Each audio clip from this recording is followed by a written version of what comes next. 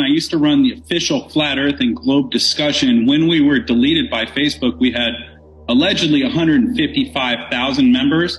We did not allow cursing or insults at all. We had 100 moderators from all over the Flat Earth, and the group still got deleted. Shortly after, my Instagram was deleted. Shortly after that, my YouTube was deleted. I've been kicked off Skype, Venmo, my Yahoo account was erased. Now you got to ask yourself, if Flat Earth is so stupid, why are they censoring it? Why does YouTube go in front of Congress and say we're censoring topics like Flat Earth?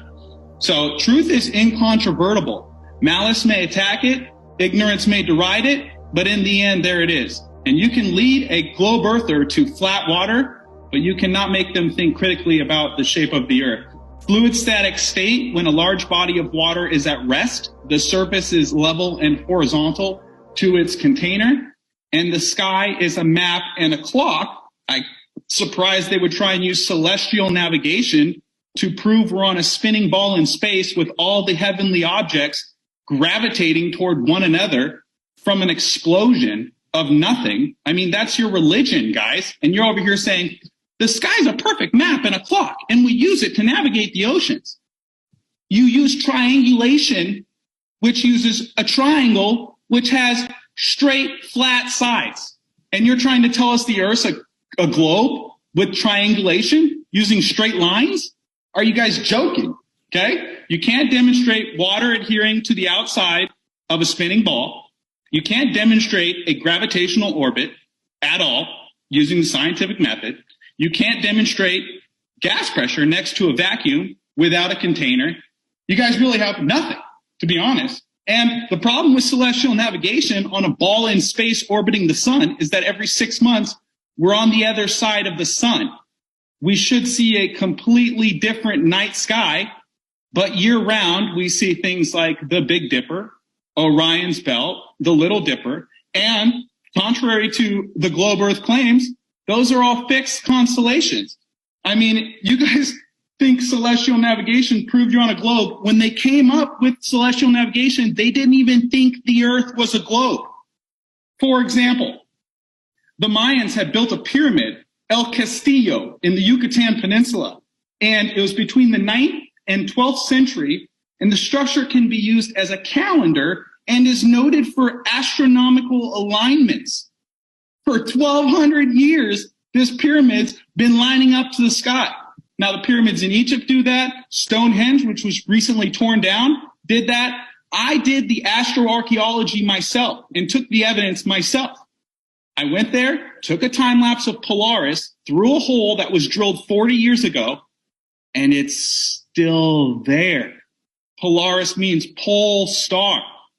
You don't get a pole star on a globe Earth tilted, wobbling, orbiting around the sun that's flying through the Milky Way galaxy at 1.3 million miles an hour. That's ludicrous. So hopefully you can demonstrate the three things I mentioned earlier. One of the problems you forgot in your opening is that mountains and objects change angular size as they get farther away from you. So when you stand on a really long hallway, the ceiling, which is above your head, will appear to drop down towards eye level. It's called perspective. I mean, we've been doing this for 8 years, and Globers still haven't figured out the perspective thing.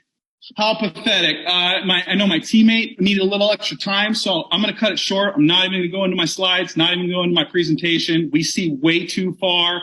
You can't demonstrate gas pressure next to a vacuum without a container. Go look at the NASA bloopers. There's hundreds of videos of them with CGI, wires, green screen, harnesses, augmented reality, people ghosting in and out of screen.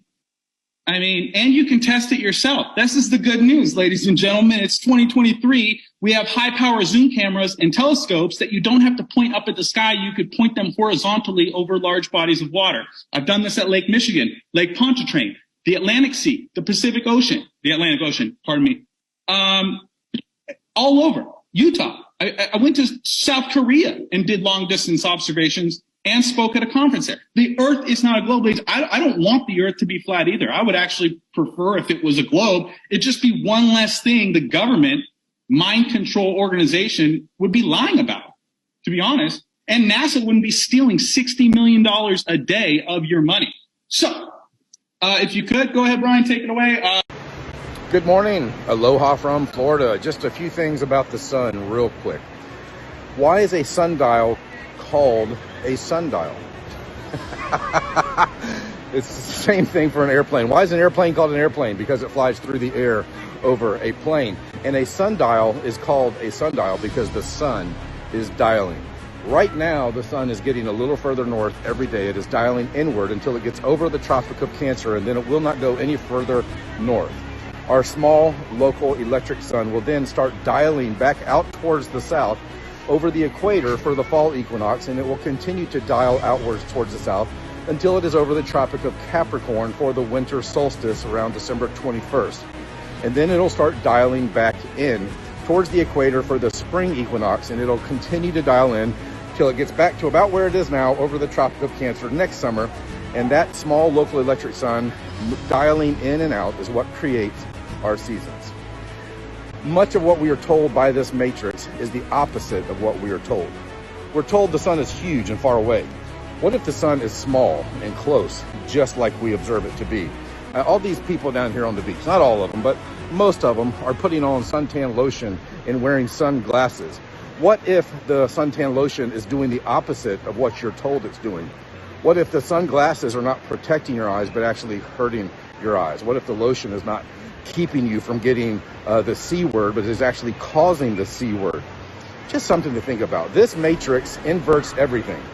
Almost everything that the alleged authorities tell us, that the corporations tell us, is the exact opposite of what we actually experience in reality. So just think about it. A sundial works perfectly only on a flat earth. I heard a glober the other day say, sundials only work on the globe. That's one of the craziest, most insane, stupid comments I have ever heard. You have to be really a special kind of stupid to believe that a sundial, that we all see the sun dialing in and out from tropic to tropic every year. We all see that, but to believe that a sundial can work on a curved, rotating, revolving, tilting, wobbling, spiral, vortexing, wet rock in outer space, that's insanity. It's just like believing an airplane is flying over curvature and landing perfectly on a runway that's rotating and revolving. It's insanity.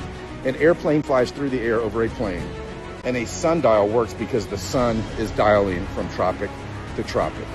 Check out the Antikythera mechanism and learn about it in our documentary called The Mechanical Realm by Vika Drazev. Also look into the astrolabe and the subject of archaeoastronomy and learn the motions of the luminaries, especially the sun and moon. Have a great day. God bless. Let me ask our pilot friend here a silly question, if he'll just humor me one more time. Yeah, I'll humor Brother, you. when you were learning how to fly, okay, did you ever, once, ever get told, taught, or was it even mentioned or hinted at of some sort of needing to calculate for the spin and or curvature of the Earth? Ever. No. Before you fly, ever? No, curve of the Earth or anything a spin of the Earth was never mentioned ever that I can remember. Did you hear that, everybody in the chat? Thank you very much. No. Welcome to Flat Earth, everybody. It's that simple. Yeah. Confirm one more thing. One more thing. I mean, this is elementary stuff, but now, are you aware of any instrument on your aircraft or any aircraft that is known as an Earth curvature or Earth spin adjustment instrument? Not on your flight panel, but anywhere on the aircraft. Maybe it's hidden somewhere in the fuselage. No. Now, keep in mind, I've never flown. I've never been a pilot of a 747 or anything. Okay, There's no difference, brother. I will assure you, they don't have. Okay, I mean, I've only flown small aircraft and got my commercial license, and then I never pursued it to become a 747 pilot. I went on to other things. The same. There's no difference in the flight. Flying, for principles of flying are still the same. They're all the same.